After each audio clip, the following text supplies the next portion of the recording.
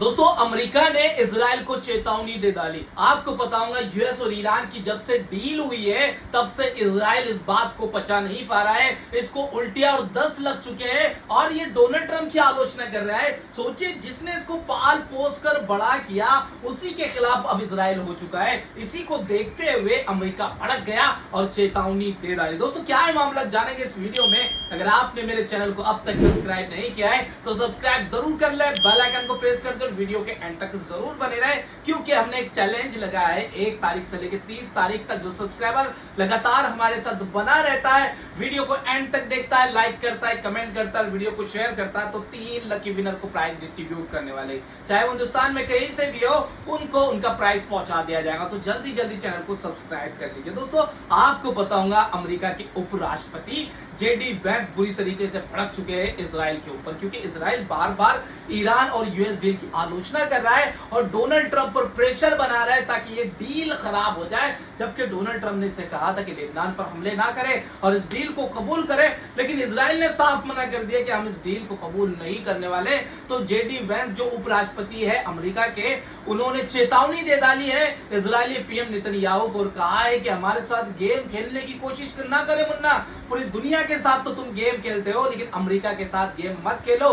पहले ही दुनिया तुमसे नफरत करती है, एक लौता अमेरिका तुम्हारे साथ में खड़ा हुआ है। अगर तुम इसी तरीके से तुम्हारा रवैया रखते हो तो तुम अकेले पड़ जाओगे, कोई तुम्हारे साथ नहीं रहने वाला। यानी साफ साफ धमकी दे डाली, चेतावनी दे डाली कि अमेरिका भी तुम्हारा साथ छोड़ सकता है इन हरकतों को लेकर। फिर ईरान दबा के पेलेगा तो कोई बचाने तक तुमको नहीं आने वाला। यानी इससे साफ जाहिर होता है अमेरिका और इजराइल के बीच में खटास आ चुकी है। This does bother me, is that you've seen people within Bibi's cabinet who have come out and attacked the deal and in some ways very personally attacked the President of the United States. And I guess my message to them would be twofold.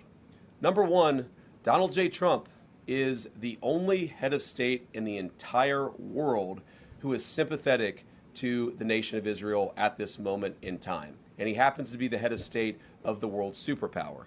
If I was in the cabinet of the Israeli government, I might not be attacking the only powerful ally that I have anywhere left in the entire world. What I will say, दोस्तों अमेरिकी उपराष्ट्रपति JD Vance ने Israel को पूरी तरीके से नंगा कर दिया है और इसकी क्या औकात थी पूरी दुनिया के सामने ला कर रख दी है। इसने चेतावनी दी है इजरायली अधिकारियों को और कहा है कि यूएस और ईरान की डील की जो आलोचना कर रहे हो डोनाल्ड ट्रंप की, तो वो तुरंत बंद होना चाहिए, क्योंकि तुम्हारा कोई साथी नहीं है।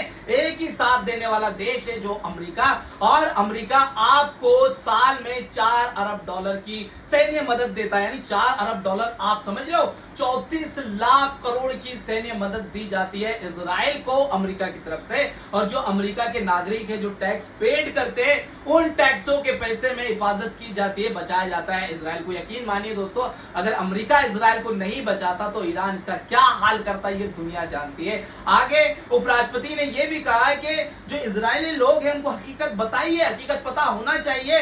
वो डोनाल्ड ट्रंप को अपना दुश्मन समझ रही है, जबकि इजराइल को बचाने वाला, इजराइल को पाल पड़ोस को बड़ा करने वाला अमेरिका है।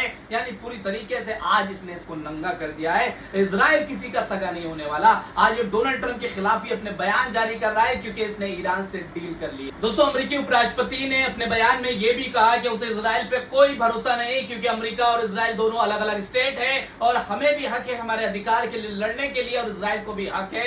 इसने बातों बातों में साफ कह दिया है कि इसे इजराइल पर भरोसा नहीं है। सिर्फ इसे ही क्या, पूरी दुनिया को इजराइल पर भरोसा नहीं है। लेकिन पता नहीं डोनाल्ड ट्रंप किस तरीके से इसके चंगुल में फंस चुका है। पता नहीं इसके कौन से राज इजराइल के पास है जिस तरीके से यह हाँ में मिलाता रहता है। लेकिन अब इसके ही उपराष्ट्रपति ने कह दिया कि इसे इजराइल पर भरोसा नहीं है। I heard you actually say that you think Israel and the United States have 2 different objectives as it relates to, I don't want to mischaracterize your words, but... Well, what I'd say is that we're different countries with different interests. Yeah. I think in the United States, sometimes people characterize, Israel is a good partner to the United States. That is true.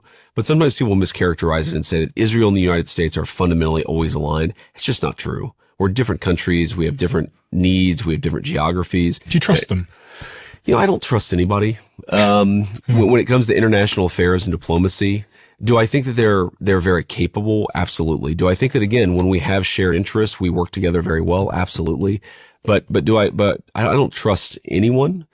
And I think that we just have to continually be laser focused. तो खबर वही ये भी आ रही है कि जो उपराष्ट्रपति अमेरिका के बातचीत के लिए जाने वाला था ईरान से, दोनों की बातचीत होने वाली थी स्विट्जरलैंड के अंदर, लेकिन इस बातचीत को कैंसिल कर दिया गया है और डिले, कुछ खबरों में यह है कि इसे डिले कर दिया गया है, पोस्टपोन कर दिया गया है, लेकिन अगली तारीखों का ऐलान तक नहीं किया गया। और ये बात कंफर्म है क्योंकि ये स्विट्जरलैंड के विदेश मंत्रालय की तरफ से बयान जारी करके कहा गया है कि जो बातचीत होने वाली थी अब ये बातचीत नहीं होंगे और जो टेक्निकल इश्यूज को लेकर ईरान और यूएस के बीच में बातचीत थी वो भी कैंसिल कर दी गई है। अब आप इससे अंदाजा लगा सकते हैं कि हो सकता है कि इजराइल लगातार जो प्रेशर बना रहा है उसके वजह से ये बातचीत को कैंसिल कर दिया गया है। यानी अमेरिका का भरोसा हम नहीं कर सकते क्योंकि इजराइल इस पर लगातार प्रेशर बना रहा है ताकि ये डील खराब हो जाए, लेकिन अभी तक अमेरिका ने इसे आधिकारिक तौर पर नहीं कहा है कि किस वजह से ये स्विट्जरलैंड नहीं जा रहा है, लेकिन डील जो बातचीत होने वाली थी वो कैंसिल हो चुकी है। रिपोर्ट में बताया जा रहा है कि इसे पोस्टपोन कर दिया गया है। अब तक अगली तारीखों का भी कोई ऐलान नहीं है। हो सकता है कि डोनाल्ड ट्रंप फिर से अपनी बात से पलटी मारने वाला हो। दोस्तों, वहीं CNN रिपोर्ट के मुताबिक जो इजराइल का पीएम है नेतन्याहू और अमेरिकी प्रेसिडेंट डोनाल्ड ट्रंप के बीच में बातचीत हुई है फोन पर और कहा गया है कि ये इस डील को नहीं मानने वाला, यानी जो अमेरिका और ईरान के बीच में डील हुई है इजराइल उसे नहीं मानेगा।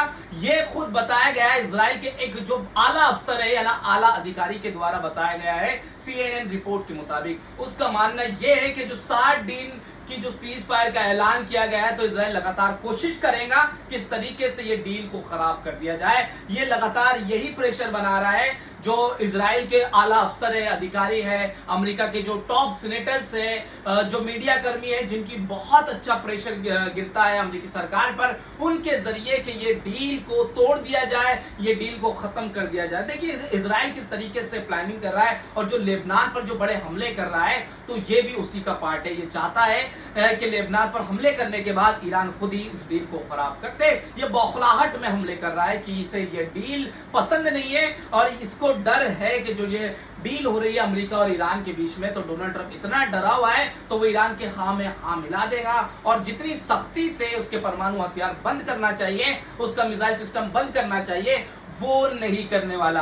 अरे मैं तो कहता हूं इजराइल के अंदर भी इतना कूदा नहीं है इसके पिछवाड़े में कि ये खुद भी आ जाए और डील को खराब भी कर दे तो ईरान को झुका पाए, क्योंकि ईरान के बच्चे के अंदर शहादत का जज्बा आ चुका है और ये अपने शहीदों का बदला लेना चाहता है। इसने अमेरिका को तो झुका दिया लेकिन इजराइल को कोई खाक गिन नहीं रहा, ना ही डोनाल्ड ट्रंप पूछ रहा है और ईरान तो पहले ही नहीं पूछता था, लेकिन इजराइल का पीएम पूरी कोशिश कर रहा है कि इस डील को कैसे भी करके खराब किया जाए। तो जैसे ही अमेरिका ने इजराइल को उसकी औकात बताई, यानी जिस तरीके से उपराष्ट्रपति ने इसे कहा और इसकी आलोचना की और कहा कि तुम हमारे बिना कुछ भी नहीं हो, तो इसकी अकल ठिकाने आ गई और नेतन्याहू का बयान सामने आया कि दोनों भी अच्छे दोस्त हैं, यानी अमेरिका और इजराइल दोनों भी अच्छे दोस्त हैं और ये एक दूसरे के लिए बहुत ज्यादा इंपॉर्टेंट है, तो हमारे संबंध खराब नहीं होना चाहिए। यानी जब इसने इसको फटकार लगाई, इसकी औकात याद दिलाई, तो इसे अकल ठिकाने आई और इसने ये बयान जारी किया। שוב עם ידידינו האמריקנים שלחמו לצידנו כתף אל כתף, ונכון, המאבק עדיין לא תם ואתגרים נוספים עוד לפנינו, ואלה דורשים מאיתנו קור רוח, עמידה נחושה על האינטרסים הביטחוניים שלנו, ובד בבד שמירה על הקשר החשוב עם ידידינו האמריקנים שלחמו לצידנו כתף אל כתף, ואנחנו מעריכים זאת מאוד. ईरान के विदेश मंत्रालय के प्रवक्ता ने कहा, इस्माइल बागई ने कहा कि जिस स्टेट ऑफ हार्मोज को जिस तरीके से बातचीत में तय किया गया था कि ईरान ही यहां पर पूरा कारोबार संभालेगा और ईरान ही स्टेट ऑफ हार्मोज को खोलने के बाद वहां पर निगरानी करेगा, तो वो ईरान ही करने वाला है, कोई और देश यहां पर बर्दाश्त नहीं किया जाएगा। अगर कोई तीसरा देश यहां पर आने की कोशिश करता है तो ये मामला गड़बड़ हो सकता है, यानी कठिनाई पैदा हो सकती है। इसने साफ चेतावनी दे दी कि कोई और देश ईरान को बर्दाश्त ही नहीं है। ज्वाइंट मैरीटाइम इंफॉर्मेशन सेंटर जो होता है उसने बयान जारी करके कहा है कि स्टेट ऑफ हार्मोज में अब खतरा कम हो गया। जो पहले हाई लेवल का खतरा था अब मीडियम लेवल का हो चुका है, यानी इनके डील के बाद में स्टेट ऑफ हार्मोज में पहले का जो खतरा था काफी ज्यादा हुआ करता था, हमलों की संभावना बहुत ज्यादा थी, लेकिन ये डील के बाद में ये काफी ज्यादा हद तक कम हो चुका है। हालांकि पूरी तरीके से खत्म होने का दावा नहीं किया गया है, कुछ हद तक कम हो चुका है। इजराइल के फॉरेन मिनिस्टर गिडियोन सार का बयान सामने आया और उन्होंने यूरोपियन कंट्रीज की जो विदेश नीति थी उसको उसके साथ में संबंध खत्म कर दिया है, क्योंकि इन्होंने आलोचना की थी जो फिलिस्तीन के ऊपर जुल्म कर रहा है, तो इसे दक्षिणी अफ्रीका से कंपेयर किया था। दक्षिणी अफ्रीका में जिस तरीके से रंग भेद का फर्क किया जाता है, उसी तरीके से यहां पर इजरायलियों के साथ में जो फर्क कर रहा है इजराइल, उसको लेकर इन्होंने बयान जारी किया था। तो इस बयान से बौखला इजराइल ने उनके साथ में संबंध ही खत्म कर दिए। तो वहीं इजराइल लगातार लेबनान पर अब भी हमले कर रहा है। उसने देर रात यानी आधी रात को बिका के ड्यूरिस इलाके में, कस्बे में दर्जनों बड़े बड़े हमले किए, जिसके अंदर 18 लोगों की मौत हो चुकी है। लगातार ये इतने बड़े हमले कर रहा है ताकि ईरान इससे बौखला जाए, ईरान गुस्से में आ जाए, ईरान गुस्से में आके इस डील को खराब कर दे। लेकिन ईरान ने भी इसे चेतावनी दी थी कि अगर ये हमले जारी रखता है तो हम इसके ऊपर बड़ी कार्रवाई कर सकते हैं। ये तो वक्त बताएगा ईरान किस तरीके की कार्रवाई वहां पर करता है। लेकिन इजराइल ने बड़ी एयर स्ट्राइक की है जिसमें 18 लोग लेबनान के मारे जा चुके हैं। तो वहीं एब्रून की रिपोर्ट के मुताबिक जिस तरीके से लेबनान के ऊपर इजराइल हमले कर रहा है, इसके पलटवार में हिजबुल्लाह ने भी रात भर उनके ऊपर अटैक किए, जिसके अंदर 4 इजरायली सैनिक वासिले जहन्नुम हो चुके हैं।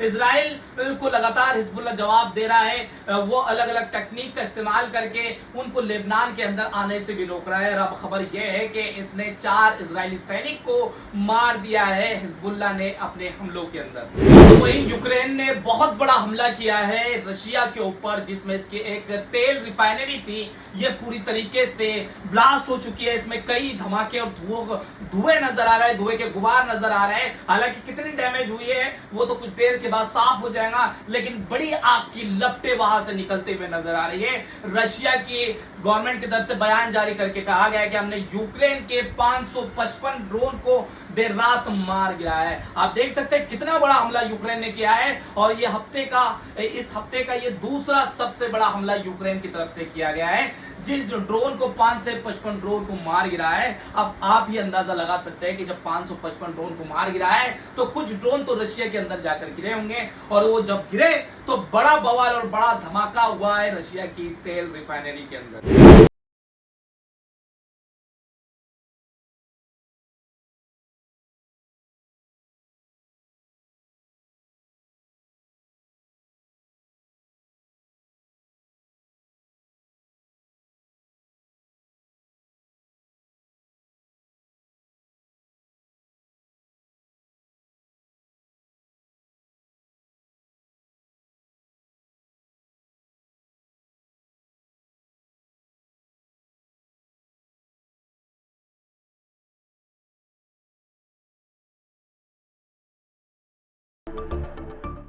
ये थी आज की स्पेशल रिपोर्ट। अगर आपको मेरी रिपोर्ट पसंद आई है तो चैनल को सब्सक्राइब जरूर करें, वीडियो को ज्यादा से ज्यादा शेयर करें। अगली रिपोर्ट तक अपना ख्याल जरूर रखें।